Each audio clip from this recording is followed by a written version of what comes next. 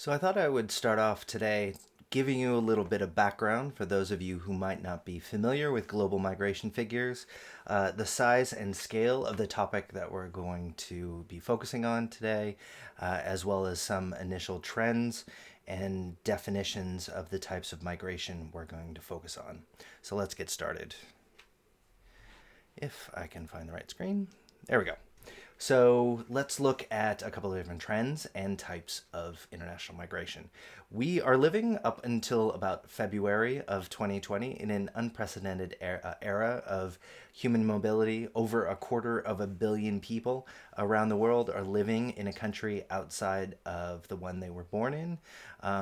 There are three times as many people who have moved within the country of their birth. So altogether, you have almost a billion people, if not more than a billion by now. Some of these statistics are a few years out of date, but they're the most updated ones that we have. People are on the move. Last week we talked about urbanization and how populations have increasingly moved away from working on the land into urban centers, and we talked about how that's had an effect on overall political stability within their countries. But so people are moving within the country as well as moving across country. The vast majority of them move to relatively few places. Half of international migration people live in 10 countries. Australia is, of course, one of them. Canada, US, France, Germany, Spain, UK, Russia, Saudi Arabia, and UAE. And we're going to get into a little bit more about why people move later on. But as with refugees and non-economic migrants, they often move in clusters to similar areas. We're going to talk a bit about why a bit later on. And with urbanization, 3 million people move to cities every week, both within countries and across countries. The human history, more generally, is a story of migration. This is a world map of Y-DNA haplogroups. I don't know how many of you have done one of those DNA tests. I did it back before anyone really thought about the privacy implications of doing a DNA test. That is why I used to share slides of my 23andMe results. I don't think it's going to be much of a secret. I am one of the whitest Northern Europeanist people that you're going to find. But by and large, there is these broader trends that you can see dating back tens of thousands of years in people's DNA that you see human history is a history of migration. People have moved since the dawn of time. I am not unique in this, nor are a lot of the immigrants that you see around in the 21st century. As with a lot of the topics that we're going to cover in this class, there are international organizations dedicated to try to understand it and to foster normative policy making and research capabilities on that topic. A lot of the tables I'm going to show you in this initial trends section are from the International Organization of Migration, IOM, dedicated to the provision of assistance to migrants in need around the world. They put out also research products, including the World Migration Report 2020 that I'm using for this. For any of your topics for your own research, a lot of these international organizations' reports and data are things that you really can get from a lot of the traditional research sources. So if any of your topics are on issues that traditional research might not have focused on, you might find more in international organizations or non-governmental organizations' research or efforts.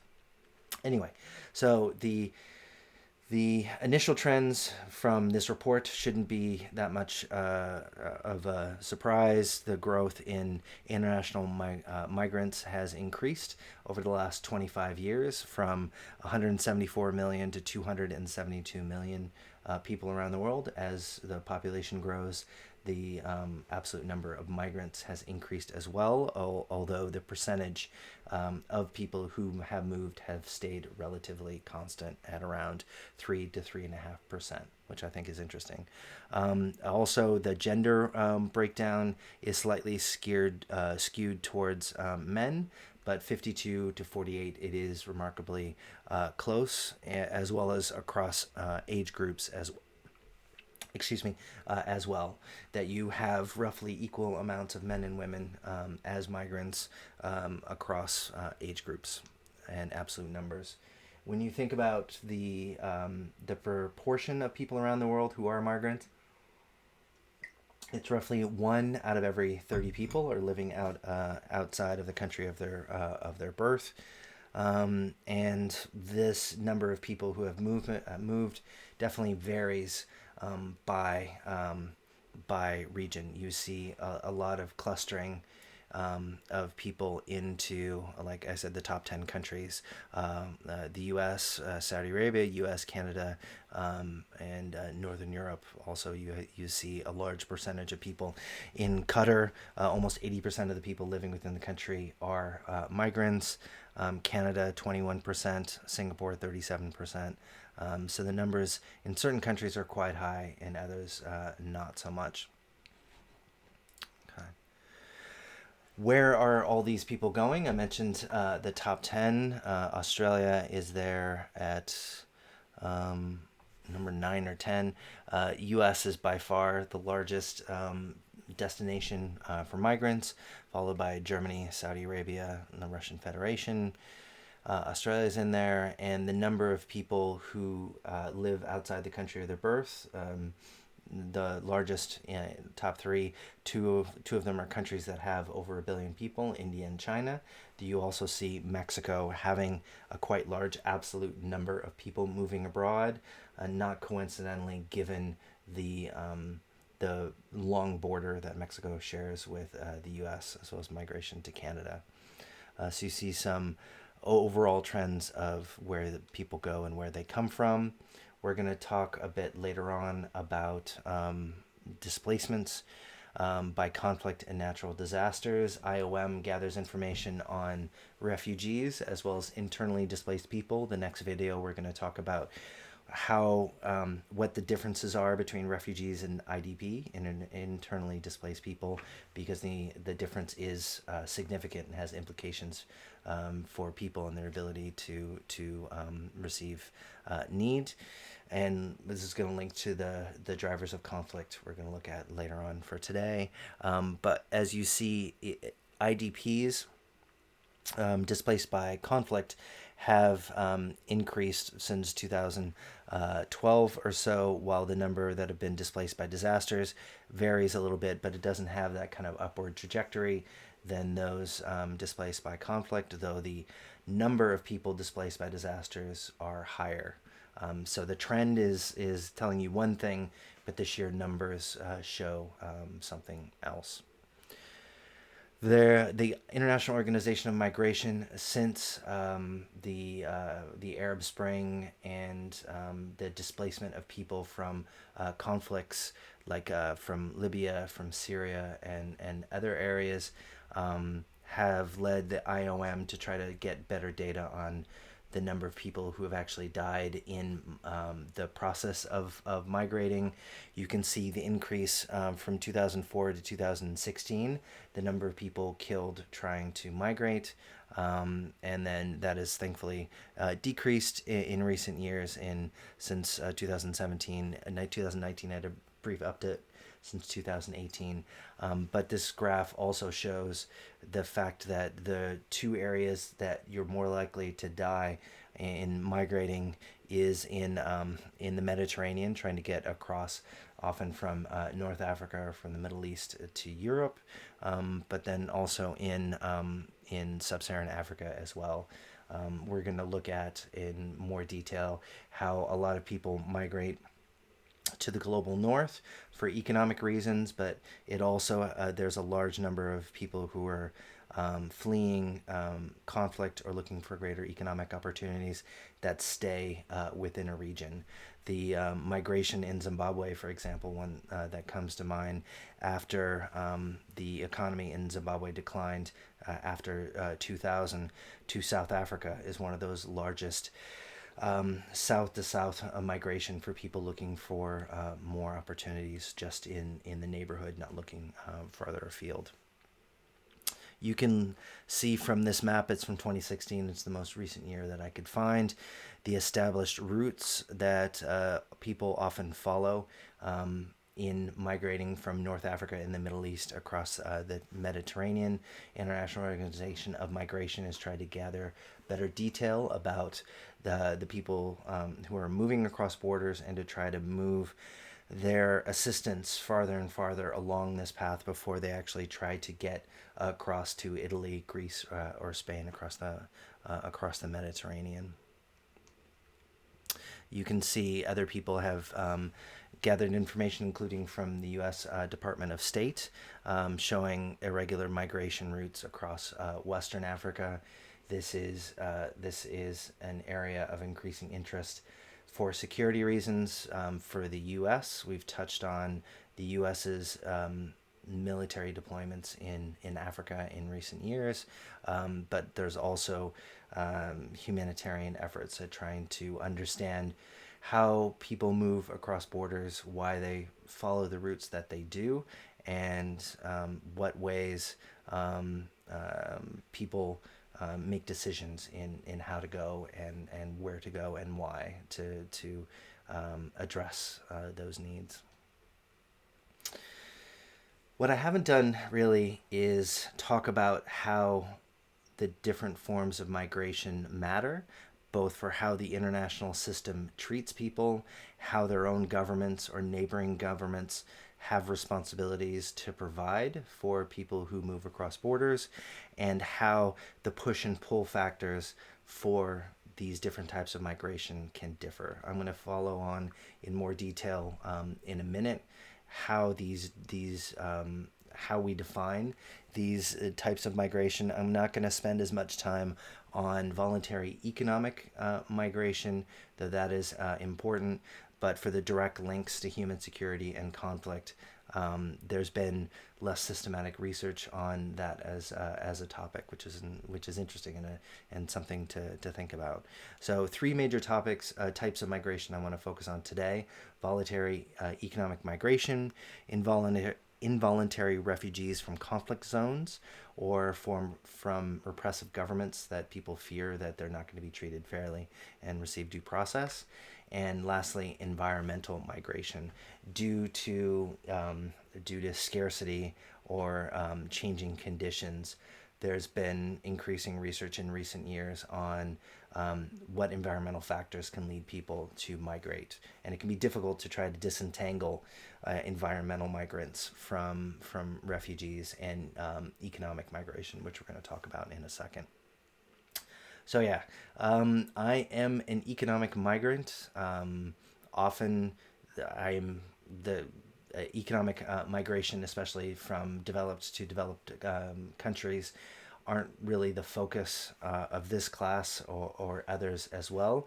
But the money that developed country migrants send are often an unappreciated aspect of the effects that migration has on both the country that people move to as well as the country that they're moving from. But yeah, just truth in advertising, I would be considered an economic migrant. And the migrant flows that people have witnessed in recent years often follow established patterns. And you can see this from this network graph. We're going to talk a bit more about this later on. But where people flow from a particular country to a particular country, you see the thicker lines are represent larger number of migrants. You see migration within regions, but then also across them. So you see in North America, this large yellow connection between Mexico and the United States for reasons I talked about earlier. China, India as well flow large flows to the United States. Where is Australia in this? So you see some migration from in to Australia from China and India. Is there a connection between Australia and the U.S.? I don't see one. I don't think we're that many. I don't. The United States is not in the top five countries that send migrants to Australia, but it's a way to kind of visualize these kind of patterns of economic migration. I mentioned the money that people send from developed to developed countries. I don't know how much you have covered migrant remittances in other countries. I spent one of my chapters in my dissertation talking about how migrant remittances have a stabilizing effect on developing countries that reduces their risk of conflict. And part of the reason why I was interested in talking about remittances is that not many people really made that connection between transnational economic flows and conflict. Most people focused on economic stability and development in the country, but not the flows that come from out without the country. So currently, foreign direct investment, as of this report, which is the most recent one I can find, foreign direct investment is still the largest in absolute dollar value of financial flows that go into developing countries. Remittances are growing, and it dwarfs the amount of foreign aid that are actually being provided in developing countries. So foreign aid as a literature gets a lot more attention on the effects on human security and conflict in developing countries, but remittances and foreign direct investment don't. And I think that's interesting, and is an area of ongoing research interest for me. So the money that people are sending home has an important stabilizing effect and allows families and investment to occur and spend regardless of conditions on the home front. So a couple of things that I think are interesting for initial trends of the effects of economic migration before we move on to refugees, IDPs, and environmental migrants is the countries sending remittances. The United States, as an absolute dollar amount, has people sending more money home than any other country, though the UAE and Saudi Arabia we saw as some of the top destination countries for migrants, because of the amount of work opportunities for people and the need, given the economic growth in those countries. They also have a lot of people sending money home. Though in 2017, Switzerland also has a large, a pure dollar amount of people sending money home. Where does that money go? In 2018, India and China and Mexico and the Philippines were the largest recipients of these remittances from a pure dollar amount. A lot of other countries, as a per capita measure, are more dependent on them than these larger and more diverse economies. But as a pure dollar amount, India and China and Mexico are the top three. I When I was writing about remittances, it was really hard to find data at a disaggregated subnational level of where remittances go.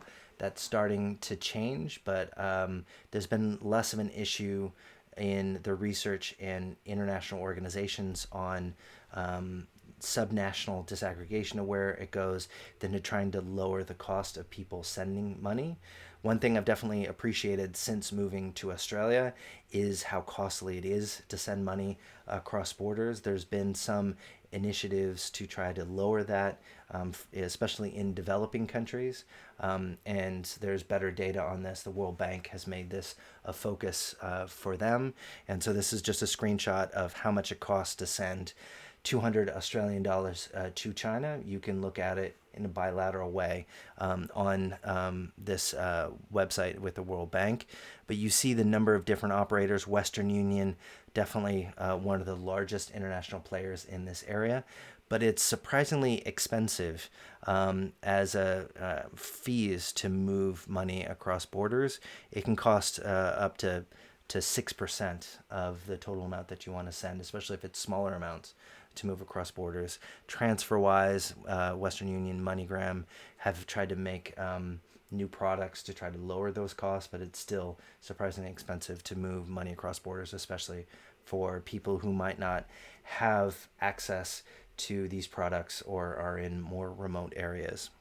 Hawala, informal remittances, is an area of some research interest, especially after 9/11, when terrorist financing organizations would take advantage of the international monetary system to try to send money to finance instability in countries. And so now there's more transparency and regulation that this product by the World Bank is one of those new initiatives to try to increase transparency in sending money across borders. But there's still informal ways to do it too, that for people who might not have the money to pay these fees, they can find other ways to try to send it more cheaply across borders. So the potential upsides of these types of migrations. This was just one area that is beneficial. I mean, getting people like me to teach, that might be harder to kind of measure the economic or social benefit of that, but better wine because of people migrating with expertise and because of changing climate is one area that you can kind of see these upsides of migration. This has been a topic of ongoing public interest as to the costs and benefits of these of migration, but better wine, I think, given the Australian focus on wine exports, I think is one area that people have talked about. A couple of other quick trends before we move on. It's interesting to gather information both at a national level and a subnational. And so, with the latest census, I haven't found updated figures, but looking back a few years from the 2016 census, you can see the top sources of migrants, countries that have sent people or people have moved to the Canberra region, and that how that varies within the Canberra region, where Australian immigrants are born here in Canberra. You see a lot of grey England and New Zealand, but then you also see more of China and India, as I mentioned before, clusters of Macedonia and Italy and Scotland in there as well. So if you take out England and New Zealand, you see more of these newfound movements, including some United States migrants in the periphery outside of the main clustered areas in Canberra. But yeah, you can slice and dice these data in a lot of different ways, and you can see. I missed having that the festivals that we've had recently with people coming and representing their cultures from around the world. But we do see, and as such a global city, a lot of people moving into the Canberra region from a lot of different places around the world. One other study, two quickly before I end, just showing the consistency of migration from certain areas as well as some changes over time. From the 1901 census to the 2006 census, you see the United Kingdom as the top source of migrants, probably not surprising. Ireland dropped dramatically in that pursuant 100 years. China and India have moved up. Since the 2006 census, China has moved to the top spot and displaced the United Kingdom as the most common source of migrants to Australia. What often doesn't get talked about as much in the United States migrant discussion in Australia, which I thought is interesting, is people choosing to leave a developed country to go to other countries. And so I thought it was, I went to the IOM and found a bit dated data now that you have over 500,000 Australians living outside of Australia. So you do get people emigrating from Australia too. Not surprising that a lot of this is not the best way to kind of represent the data in this graph, that a lot of people do move to the UK, short term or long term. There's both of those as well, and some clustering in Canada and the United States. So you see linguistic clustering, people moving to countries that share the same common language, as well as a short-term and longer-term migration. So it's interesting to think about why people move abroad from developing countries to developed countries, but then also from developed countries to others as well. And that kind of leads me to my first lecture question in the end of this video is I'm interested to hear your perspective. I am an economic migrant. I have my economic migrant story and justification and the benefits from moving that are definitely clear in 2020. But do you, as a university student, have any of these links to of any of the kinds of forms of migration that we've talked about in this section and later sections: economic migration, refugee or internally displaced, or environmental migration? I'd be interested if you do, in anything that you care to share in the lecture question. It'd be useful for me to kind of get a sense about you as a student body and the experiences and connections with these topics. And if not, can you think of any kind of connections that migration might have on your life, job opportunities, cultural, economic, or other kind of links to Australia more generally? I'd be interested to hear your brief thoughts. And then after this, we're going to move on to start talking about forced migration, both people who cross borders and those who are internally displaced within a country. So take a brief moment and go to the Waddle page and answer the lecture question, and then we'll start talking about forced migration.